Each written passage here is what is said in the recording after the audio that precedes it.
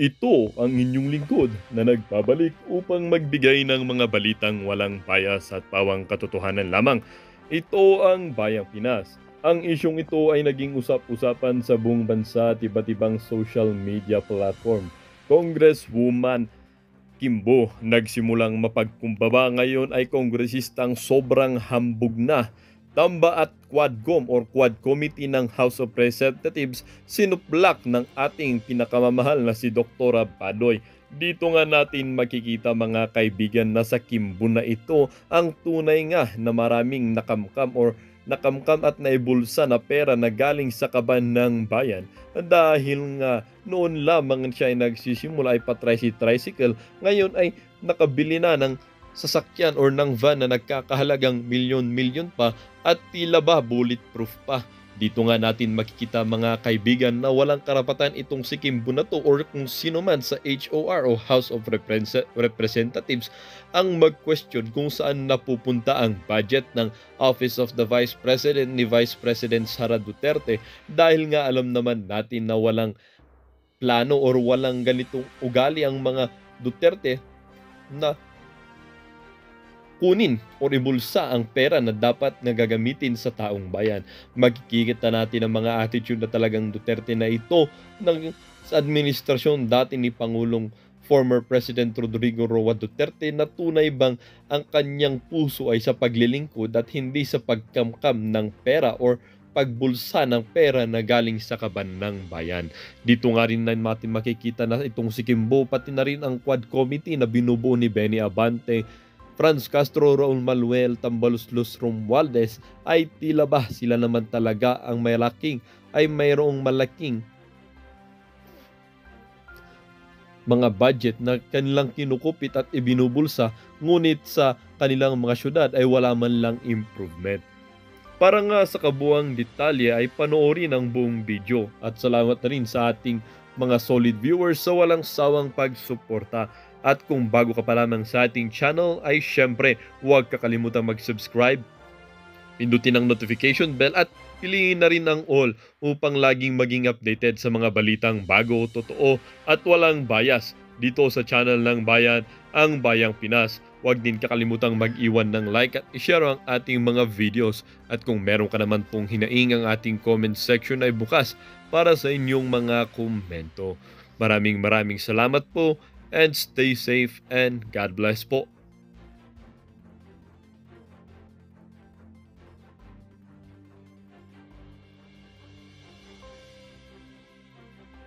Lahat ho.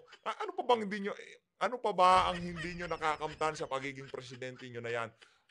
Kumbaga, kung ikaw ay politician, naakyat mo na ang tugatog ng pangarap na lahat ng politiko sa buong mundo. Maging presidente ng kani-kanilang mga bansa. Nakuha nyo na ho yun, sir.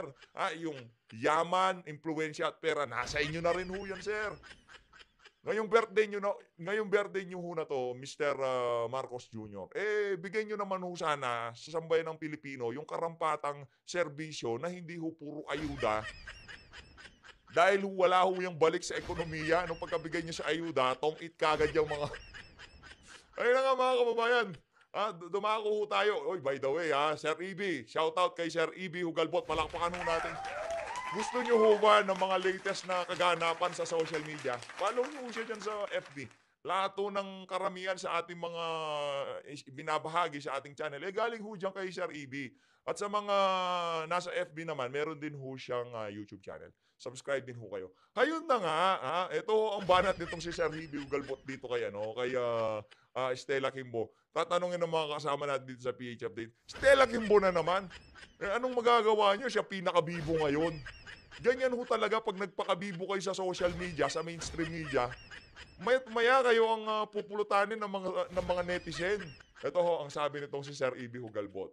Teacher Stella Kimbo, an inspiration to all public school teachers. You too can live a life of luxury. You just have to get elected to Congress first. Ayan na nga po mga kababayan. Yung journey ito walang biro Walang biro. Nabilib ako dyan sa ali. Real talk hindi ito jamming. Imagine, ang karera ho ng buhay niya, from tricycle, to artista ba? Di mo ba naman kayo bibilib dyan? Napalakpakan ho natin.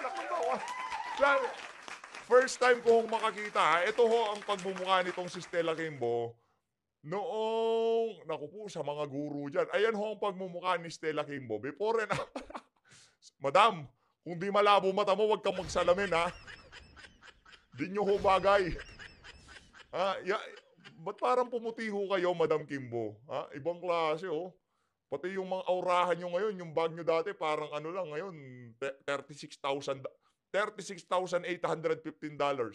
Ito siguro mga ₱500. Madam, ha, kayo ho, ha, yan na nga ba sinasabi natin, wag ho kasi masyadong pabibo sa social media. Kung makaasta kayo, kala nyo kung sino kayo dyan sa House of Representative. Eh, yan naman, from tricycle, from tricycle to artista ban. Paano ho mangyayari yun? Ibang klase, di ba? Kung ikaw ay ordinaryong Pilipino at ordinaryong obrero na umaasa sa arawang sweldo, naku po, malabo pa ho sa sabaw ng pusit na from tricycle to artista ba ang itatalon mo sa iyong buhay. Kaya para doon sa mga nasasakupan itong si Stella Kimbo, magkomento ho kayo dyan sa baba. Ikwento nyo sa ating mga kababayan kung anong klaseng serbisyo ang binibigay sa inyo nitong si Stella Kimbo. Partida si BP Sara Pabratinela. From tricycle, talon ho siya sa artista ban. Grabe, napakatindi ho nitong ali na to, no? Relo, 3.1 million. Bag, 1.9 million. Ano pa? Ngayon, artista ban. Kung gusto nyo hong yumaman ng mabilisan, simple lang. Mag-congressman kayo. Kayo na nga mga kababayan, naku po, galit na galit na. Galit na galit na ho sa atin itong si Stella Kimbo. Itong PH update na to, pinulutan ako nito, Hindi, kasi simple lang naman ho yan, madam. Wag nyo kasi kayong maglabas. Magpakita ho kasi kayo ng ano bang tawag ni Tatay Digong doon? Yung tipong makikita ng sambayan ng Pilipino na malapit kayo sa tao kasi yung distansya nyo ho sa tao, base dyan sa lifestyle nyo na yan, nasa buwan ho kayo. Habang yung mga ordinaryong Pilipino, nasa earth, ganun ho kalayo. Base sa lifestyle na ipinangangalandakan nyo sa social media. Di ba sabi ni Tatay Digong, kung government official ka, dapat simple lang. Pagkain, simple lang. Paano ka lalapitan ng ordinaryong Pilipino kung relo mo 3.1 million? Bag mo 1.9 million? Dati naka-tricycle ka. Hindi natin linalang kasi nagta-tricycle din ho tayo. Hindi ho natin linalang yan. Kaso ang problema ho, paano ho kayo lalapitan ng mga ordinaryong Pilipino? Paano ho kayo maaabot? Paano? Talagang maipapamukha na lang dito sa mga tao na to. Halika kayo dito mga hampas lupa, bag ko pa lang. Wag kong ganyan. Kasi sa bagay, siguro kasalanan din natin, no? Kasalanan din natin na nasanay tayo kay Tatay Digong, ang relo niya G-Shock, tapos ang damit niya Uniqlo, di ba? Saan ba galing to? Uniqlo lang to, kakabili ko lang kanina. Nasanay ho kasi tayo doon sa ganong klaseng leader. Very approachable, hindi mayabang, hindi nag-relo ng 3.1 million. Kaya siguro ngayong bigla hong lumabas itong mga koloretes, mga gamit na to ni Stella Kimbo, bigla ho tayong nasya-shock. Kung gusto niyo ho palang magpakakikay at magpakabratinela, mag-artista ho kayo, mag-apply ho kayo sa GMA bilang kontrabida. Sa bagay naman ho yung sa pagmumukha nyo na yan ng kontrabida. Ito mga kababayan, ito matindi dito. Mamaya ka na, Congressman Torion. Attorney Torion. Ito, meron akong nakitang larawan nitong ali na to. Ang lupit ho mga, ay naku po, ito muna, punta ho muna tayo dito kay Elizalde ko. Yan na nga ba sinasabi natin? Yan, tingnan nyo naman. Sa pagmumukha mo, sir, wala talagang naniniwala sa'yo. Sa bagay, pati dito kay Stella Kimbo, pinasyalan natin Facebook niya, puro galit sabayan ng Pilipino sa kanya. Mali nga naman nung kasi ginawa niyo doon sa ali. Oo, sinabi na ni Bipa Sara, okay lang naman. Okay lang para sa kanya na matanggalan ng budget o matapyasan ng budget, okay lang para sa kanya, walang problema kahit zero budget makakapagtrabaho siya. Alam nyo sino yung mga sumusugod sa inyo na yan? Ayun o, baka hindi nyo nakikita. Alam nyo kung sino yung sumusugod dito kay Elizalde ko na to, yung mga ano na niya, yung mga galit, yung heart na yan, automatic yan ho, yung mga kumukubra kada 15 at 30 na mga trolls, na mga tambaluslos, okay? Yan ho yung mga tao na nare-reject ng mga programa ng national government at lumalapit kay Vice President Sara Duterte para sa tulong na manggagaling diyan sa Office of the Vice President. Yun ho ang katotohanan do'n. Sa aminin niyo man sa hindi, ayaw niyong gumalaw, ayaw niyong, grabe naman kayo. Tinanggalan niyo ng budget itong si VP Sara, pero ang Tingog Party List, tignan niyo naman ho ang kanyang mga satellite offices. Ha? Gra nagrereklamo kayo kay VP Sara? Ha? Oh, ayan o mga kababayan, Tingog. Sino ba may-ari ng Tingog? Si Tambaluslos at ang kanyang asawa, si Yeda Romualdez. Oh, ayan o mga kababayan. Oh, Tingog. Tingog Party List. Oh, 'di ba? Pero hindi naman ho nila trabaho 'yan. Hoy Tingog hindi niyo trabaho 'yan. Hindi niyo trabaho gumawa ng mga satellite offices. Ha? Trabaho nyo, isulong nyo yung interes ng inyong mga sektor na rinerepresenta dyan sa House of Representatives, mga loko-loko. Ang ginawa nyo, namigay kayo namigay ng ayuda. Hindi yung trabaho ng congressman yan. Ayaw nilang ipatrabaho kay VP Sara, pero mas malayo naman ho yung trabaho ng congressman na mamigay ng ayuda kaysa sa isang sa executive na posibleng pumalit sa presidente. Tama, mali. Anong mas malayong alin sa dalawa ang dapat mamigay ng ayuda o mamigay ng tulong sa ating mga kababayan? Ang tulong na ibigay nyo kayo, Saldico, Stella Kimbo, Tingog Party List, gumawa kayo ng kapaki-pakinabang na batas na makakatulong sa sambayan ng Pilipino. Hindi yung mayat-maya namimigay kayo ng ayuda. Pag namigay pa naman ng ayuda, itong si Martin Romualdez, 5,000 pesos! My goodness! Sir, ano bang nangyayari sa inyo? Ha? Parang gusto ko na makita yung kaibahan ng ilong nyo nung presidente si Tatay Digong at ngayong panahon na to. Sa mga makakakuha ng larawan, naku po, Marcos. Ito ang post na to galing kay Ma'am Malutikia. Para saan? Para saan tong mga satellite offices na to? Gets! Gets! Di nyo pa ba nakukuha? Yung mga satellite offices na yan, gagamitin yan sa 2028 election. Yung makinarya ng mga tambaluslos, naka-establish na sa iba't ibang bahagi ng Pilipinas. Ang tawag ho dyan, headquarters. Kanino headquarters? Doon sa tambaluslos na gustong maging presidente. 2024 pa lang yung infrastruktura ng kanilang kandidatura inaayos na nila, anak ng tokwa. Huwag hong ganyan. Grabe naman. Masyado naman hong, ano naman ho yan? Masyado naman hong nakakahiya sa mga Pilipino. Ayan ho. Yan ho yung noong bata daw siya. Hoy, hey Jude. Hey Jude. Noong bata daw ho siya, napagalitan siya kasi kumain siya ng wala sa oras. Ito lang naman, ako hindi ko binabadatan niya si Hey Jude. Diyan lang naman si Hey Jude eh. Ang tanong ko lang naman ho dito kay Hey Jude, ang sagutin mo, paano mo linuluto yung sinigang na baboy? Yun lang. Wala na akong ibang tanong dito kay Hey Jude. Kasi feeling ko yun ang expertise niyang congressman na yan eh. Dalawang bagay lang naman ho kasi yan eh. Magluto o banatan yung linuto. Saan ka po mas expert, sir? Naku po, pati itong si Hey Jude, galit na rin sa atin. Hey Jude, huwag kang magalit ha. Totoo naman, para saan itong mga satellite offices ng Tingog Party List na to? Ang trabaho ng isang congressman, bumalangkas ng kapaki-pakinabang na batas. Tingog, MR. Ano ho yan? Pagka hindi nyo pa naman ho nakukuha kung anong klaseng galawan yung pinaplano nila dyan sa mga satellite offices ng Tingog na yan, wala. Hindi pa ho kayo nakasubscribe kay Ay, yun, ano ko lang naman yun, na kumbaga, isinasaayos na nila yung makinarya sa 2028. Di ba nga, sino ba naman na gumugusto maging presidente? Hindi naman si PH update. Sino bang naninira sa mga napupusuan ng sambayan ng Pilipino na pumalit dito sa bangag na to? Hindi naman si PH update. Kilala nyo naman kung sino, di ba? At ngayon, yung party list nitong si Yeda Romualdez at nitong si Hey Jude Asidre, nagtayo ng napakaraming satellite offices sa iba't ibang bahagi ng Pilipinas. Para saan? Lalapitan kayo ng tao? Ipangalandakan yung Tingog na yan? Hindi nyo ho trabaho yan. Buti pa si BP Sara, talagang trabaho niya yun. Libreng sakay. Naku po. Napakahalaga ho niyan. Pagka nagkaroon ng strike, itong magkaroon ng yung strike ng mga tsuper, yan, mga tsuper. Yung public transportation strike, ayan. Lahat to ng nakakatikim, nakatamasa, nakinabang sa libreng sakay ni VP Sara, puntahan niyo ho si Stella Kimbo, si Saldico, si Tambaluslos, si Marcos Jr., lahat ho ng nagdesisyon para tanggalan ng tapyasan, katayin, kumatay sa budget nitong si Vice President Sara Duterte. Ay na nga mga kababayan, huwag na ho natin patagalin to, punta na ho tayo sa pagbalagbag. At habang bumabalagbag yang si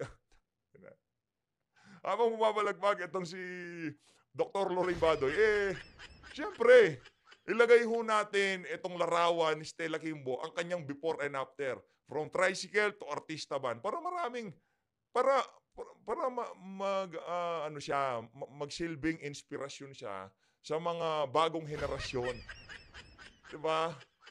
Grabe ho itong mga congressman na doon. Nakakabilib talaga. Ako sa kanila, yung sobrang bilib na bilib ako dito sa mga congressman na to. Dito ho natin nakita na karamihan dyan sa mga tao sa House of Representatives, di ko huli na lahat, nagpunta ho dyan hindi para sa merbisyo. Karamihan ho dyan nagpunta para mag-upgrade. Ito na ho. Pakinggan ho natin itong si Doc Badoy. Pagka nakita nyo na hong ganyan nakatingin itong si Doc Badoy, meron nung ibig sabihin yan. Okay? Ibig sabihin yan, yung mga iyakin, magsilabasan. Pagka ganyan yung mukha nitong si Doc Badoy, yung mga iyakin at alyanista atin sa Imada, tabi muna. Hanggang dyan lang sila. Pwede na ho kayong umalis. Next video na ho kayo sa gilid. Next video. Dahil maraming iiyak dito, panigurado. Ito, tuloy natin. Very scandalous. 2 taon magkasunod tiniis ni Inday Sara. Sa 2023 budget, 10 billion ang pinatong nila Martin Romualdez at Saldico at nailusot nila, pinarking nila as pork barrel sa DepEd. Tiniis ni Inday Sara. Pagka 2024, inulit ulit. Almost 19 billion ang pinatong. At hindi na nahiya, hindi sila taga DepEd, gumawa sila ng listahan kung saan gagamitin ng mga classroom sa ang lugar na walang konsultasyon at hindi idadaan sa approval ng DepEd, lalo na ng Vice President bilang DepEd Secretary. Ma'am Lorraine. Gosh. Okay, ito yung well, it's good, no? Pag narinig nyo yung gosh, ibig sabihin talagang babalagbag ho dito sa video na to itong si Dr. Loiban. O dun sa mga iyakin, labas na muna. Mag-iiyakan na naman kayo sa comment section Once again, the good things. I see the good things kasi it's very wonderful to see that hindi tayo nagkamali sa pagpili ng Vice President natin. Na sana President pala natin, no? Yes. Sayang talaga. Pero nakikita natin ngayon kung bakit. Nakikita nyo ba yung leadership niya? Yeah. Nakikita nyo yung integrity niya. Yung integrity kung ano yung sinaisip mo, yun ang nasa puso mo, yun ang sasabihin mo, yun ang gagawin mo. Di ba? Hindi ka politikong salita ka ng salita, baliktad naman yung sinasabi mo. Di ba? Yung pa-respectable ka, pero magnanakaw ka pala. Di ba? So, nandiyan ka pa rin. Doon sa iyakin na talyanista, alis ka na. unang-una sa lahat yon maganda, no? Leadership, we have that. Kung wala tayo nun, paano? Kawawa naman tayo, di ba? Puro na lang magnanakaw pala, no? At walang pagmamahal sa atin yung mga nakapwesto ngayon. But number 2, this is what we see, no? Kaya kasi pag pumunta ka sa probinsya, pag pumunta kasi, I go on a regular basis to this day, no? Makikita mo yung classrooms. Yes. Nakakaawa. Correct. Nakakaawa. It's falling apart. At saka talagang madilim, malamok. Minsan Totoo ho yan, no? Totoo ho yan. Marami ho dyan sa mga kanayunan ng mga eskwelahan ng mga bata. Kawawa ho talaga. Minsan yung mismong guro na nagpo-provide ng pangangailangan ng mga estudyante nila.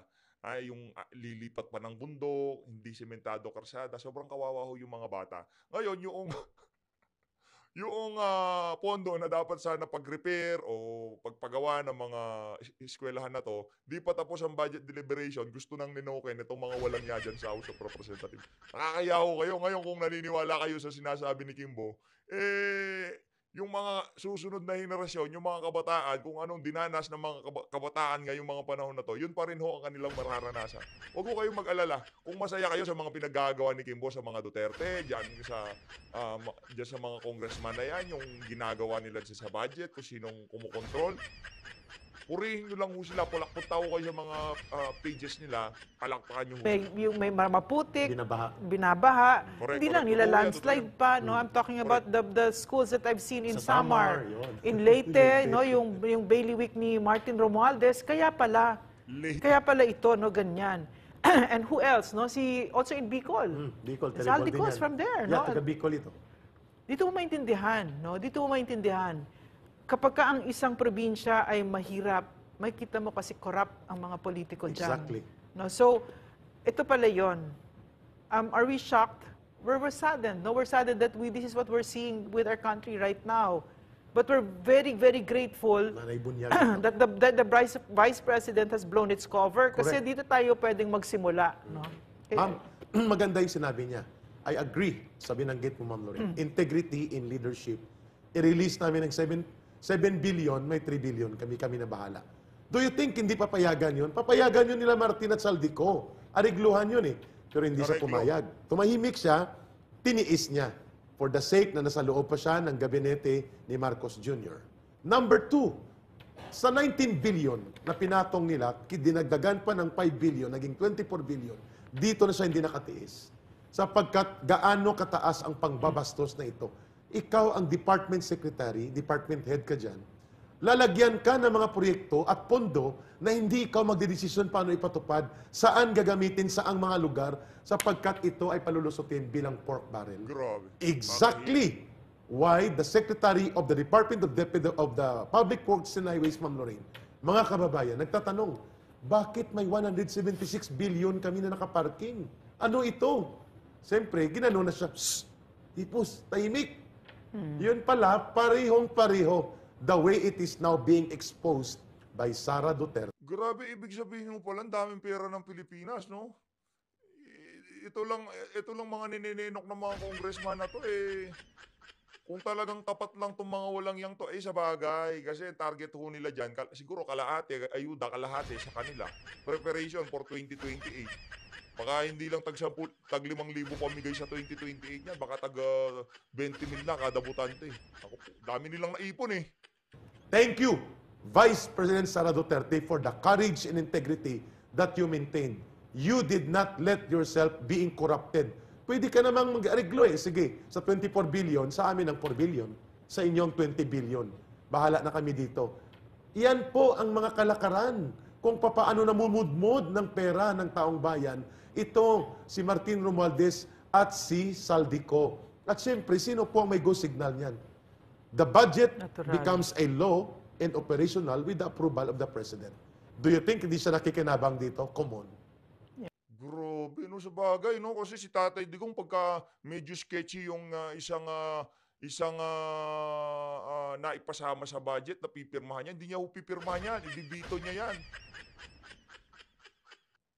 Pero itong presidente na to, kung nangyari ho yun sa 2023 budget, pirma siya ng pirma, ibig sabihin, meron din ho siya. Yikes. Kakahiya. Ganun ho, kakurap itong administrasyon na to. It will not be true na wala silang pakinabang ng asawa niya. Billion pong pinag-uusapan. Hindi lamang 10 duling na 10 piso. You know, Eric, no, mga kababayan, what I learned when I was, my short stint in government, no, maraming pera ang Pilipinas. Yes. Napakarami, no, so that, lalong-lalo na pag hindi magnanakaw ang president, ang speaker, etc., di ba? Kapag ka hindi sila nagnanakaw, pwede kang magbigay ng free college education. Yes. Correct. Pwede kang golden age of infrastructure sa Pilipinas. Di ba? Marami. No? All of this that we saw under PRRD and also the past presidents, di ba? Nakita naman natin kapag ka hindi magnanakaw, right? But now we're seeing, no? Also the incompetence Ma'am, kasi. nakalimutan ka. Yeah. Kaya mo magbigay ng 100 million a month para sa gamot at PGH. facilities ng PGH. Para mas That's maraming mga mahihirap ang maservisyohan ng tama. That's true. Tsaka yung PhilHealth PhilHealth, ngayon. hindi mo na nakawin. Dahil may pondo Terrible. na. It's really, really Nakakaiyak sa galit. Ano, Kakaiyak. ang gagarapal Real talk. talaga ng mga I ito. agree no? with Wala Ngayon para doon sa mga nauuto nitong mga trolls na nagbabasa ng komento, akala nila totoong tao yung binabasa nila. Nasasama ho kayo sa sistema ng panluloko ng administrasyon na to. Kasi babanwagon na kayo nun. Pagka nakakita kayo ng komento, nakabasa kayo ng 5 sunod-sunod na komento na galit sa Duterte, naku po, ayun na nga ba sinasabi ko. Pero yung mga fighter nating Duterte supporter, makikipagsabayan yan sa comment section. Pero wag mo kayo magpabudol, no? Doon sa mga doon sa mga baguhan dito sa PH update. Yun ang strategy, no? Strategy ng administrasyon na to. Meron ho talaga silang mga trolls na naka-dedicated lang yung 2,000 na personnel na yan. Pagka merong post about dito kay Duterte o about dito kay VP Sara Duterte, automatic naka-laughed emoji na yan, naka-angry emoji, plus tadtaran ho ng comment yan na kung saan umaayon sila doon sa naratibo ng post. At doon sa mga tao na magbabasa doon sa komento, makukondisyon ang utak nila. Grabe, ang dami ng galit sa Duterte. 2,000 angry face. Ilan ho ba ang Pilipino? Gaano ho ba karaming Pilipino? Yun ang hirap no? Nadadala sila doon sa 2,000 likes, 2,000 love, 2,000 comments. Mahigit ho tayong 100 milyon dito sa Pilipinas. Kung yung nababasa nyo, ganun lang karami, tapos nadadala kayo ng mga ganong klaseng mga komento, check nyo kung sino yung mga pinafollow nyo. Wala nang kahihiyan at saka parang harapan, hayagan. Actually, no, Eric, mga kababayan, noon pa naman natin alam yan mga insertions na yan. Noon pa natin naririnig yan, no? Pero binigyan the Vice President, because of her office, no, she gave it that kind of prominence and that attention. Agree. And as a result of that, ipinasa niya sa atin. No? In other words, wag mawawala dito ang sense of outrage natin. Kasi pag ito tinanggap natin, ang ibig sabihin, pumapayag kayo. Pumapayag kayo na ninanakawan kayo. At yung mga bata, for instance, sa Leyte, sa Samar, na yung mga classrooms nila madilim, maliit, na yung mud, yung kanilang sahig ay putik, no? Pumapayag kayo na ang Pilipino ganun, imbes na what will it look like kapag ang gobyerno ay hindi magnanakaw. Yung mga batang maliliit sa Samar, sa Negros, wherever. Sa Bicol. Sa Bicol, kasi nga si Saldico, nandyan siya, di ba? Pag hindi nagpapayag. Grabe, ang dami ho palang yung poverty rate dyan sa Bicol, ang taas ho pala, no? Chinik natin kanina. Naman ng mga politiko, at ang binibigay nila is those classrooms will be beautiful, di ba? And the children will have a library, they'll be able to play, no? And this is what we owe our children, our very beautiful country. And we have the money for that. Kasi hindi naman pera ni Martin Romualdez yan. Pera natin yan, no? Although kung gumalaw sila, parang pera nila, pag hindi tayo nagsalita at hindi natin sila sinabihan kung anong nasa isip natin, lalaki talaga ulo ng mga yan. Kita nyo naman ang lalaki ng mga ulo, high na high, di ba? Magpa-drug test tuloy. High na high kasi sinabi mo. Mukhang kasama ito sa dapat ipa-drug test. Ma'am, isa pa sa, before ito ma'am, ang ating gustong sabihin pa mga kababayan, ganito lang. Napaka-iskandaluso po na maraming may sakit na kababayan natin hindi na makapagpagamot. Dahil kukuhanin ni Marcos ang 90 billion para punduhan po ang mga ayuda there, ayuda here, ayuda everywhere. Dahil wala ng pondo 85% ng budget na release na nung July pa. So wala na siyang pondo. At pag may kalamidad, walang rubber boat pero may ayuda at may pangbili ng boto at mga royalty buying sa Davao na hindi naman binaha. No? Grabe naman, ibang klase yung... Tama nga naman, no? Tama nga naman, ho. Tingnan nyo naman, ang daming satellite offices, pero pagdating sa mga rescue boat, pag tinatamaan ho tayo ng kalamidad, wala ho tayo. Meron ho sila kaldero at nandoon yung si Jude Acid. Ito si Jude talaga, pag nakakita akong kaldero, baka hindi na umaabot sa taong bahay niya. Jude, sa'yo pa lang, linalanta ka. Ito kaldero. Kaya lagi kong tinatanong si Jude kung paano niya linuluto yung kanyang sinigang. Kasi sa dating ho niya, mukhang kusinero ho yan si Jude. Mamaya na itong si Atty. Torion, meron ho tayong update dyan kay Pastor Apollo Quibulay. Tapusin ho muna natin itong kay Eric at dito kay Doc Badoy. At hindi nga siya nag-ayuda doon sa KOJC na binaha ng human rights violations and massive attacks on the height of 16 days na inatake ito. Mga kababayan, ito po ang dahilan kung bakit natin ito ibinubunyag sapagkat may epekto po ito pati sa ating ekonomiya, pati po sa stability ng ating pamahalaan. Tingnan po ninyo ang binabanggit ng isa po sa mga economic observers. Pero ba pasingit Sige, lang, ma'am. Erica, Ikaw muna. pasingit lang. Kasi as a doctor, I really need to speak for the medical community because Go we ahead. are so enraged and so saddened and so doubly, triply enraged at the theft of PhilHealth funds Yes. by the government. No, Isa I'm pa ho reading yung something PhilHealth here. fund No, during the Senate hearing on health and finance, joint hearing, PhilHealth President and CEO Emmanuel Ledesma Jr. said he received a directive from President Marcos to remit 90 billion in unused funds to the national government. And ang sinabi niya, I'm quoting him, I am just an ordinary member of the government, of this government. I was asked to do something. Can you Claro. imagine that? At illegal po yun, ha? The order was illegal. Very. Why? Under the PhilHealth law or the amended Universal Healthcare Law, kapag may unutilized or excess funds, hindi po yan kukunin ng national government. Gagamitin sa dalawa. Palalawakin po ang PhilHealth insurance coverage ng mga sakit. So pwede po pati cancer at iba pang mga mahirap na sakit na hindi covered ng PhilHealth o palakihin ang premium insurance upang mailibre po ang mga gamot at ang mga pagpapagamot. Number 2, paramihin po ang membership coverage. Doon lang po pwede gamitin ang unutilized funds na ito. Walang karapatan si Marcos Jr. na kunin ito at iparimit. Illegal po yan. Ang tawag po dyan ay technical malversation. Krimen po yan. Kaso lang, hindi mo siya makakasuhan habang nakaupo siya bilang presidente. Kaya nga yung mga kaso nitong mga politiko na to, nakahanda na ho yan. Nakahanda na ho yan. Kumbaga, nakatara na, ika nga.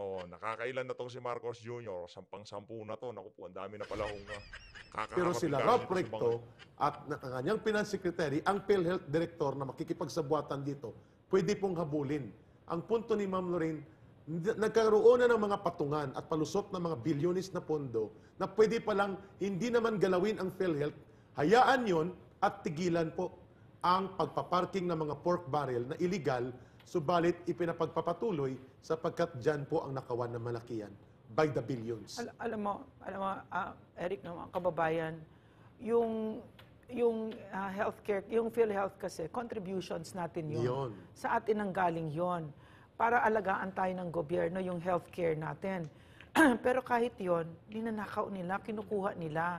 Kakapal na And mukha, what no? else, no? As a doctor, kami pag-alaga namin yung pasyente namin, we're privy to a lot of things, no? Yung privilege na nakikita mo, yung family nila up close and personal, yung struggles nila, at yung isa sa pinakamasakit pag doktor ka, sasabihin mo, no, yung care ng patient mo, at pag nagsulat ka na ng reseta or ng kung anong klaseng procedure na gagawin niya kailangan, malayo na yung tingin niya kasi alam niya hindi niya kaya. Correct. So it's hard to believe that, kasi sinabi ni Ralph Recto, gagamitin itong pera daw na ito pang build ng roads and bridges. Diba that's Maling-mali. technical malversation? Grabe naman. Para sa kalusugan, ginawang pang... Manglash talaga tong sir. Yes. So, you're telling me in a country where the healthcare needs of the Filipino people are super lacking yung pagsuporta ng gobyerno, kukuhain mo pa para mag-build ka ng roads and bridges. What are you saying, Ralph Recto? Diba? So, nakakaawa ang Pilipino kasi if you go to PGH, talagang nakahandusa, you go, please go, please go. Totoo yan. These bastards in government, you heartless bastards, go down. Go to the emergency room and see how the people you're supposed to be serving are living. Nakahiga sila sa sahig at nag-epilepsy na sila, nagsi-seizure sila, pero walang gamot, walang attention kasi kinukuha ninyo. Yeah. And it's suspiciously timed once again for the elections of Martin Romualdez, who's trooping the line like he's the president.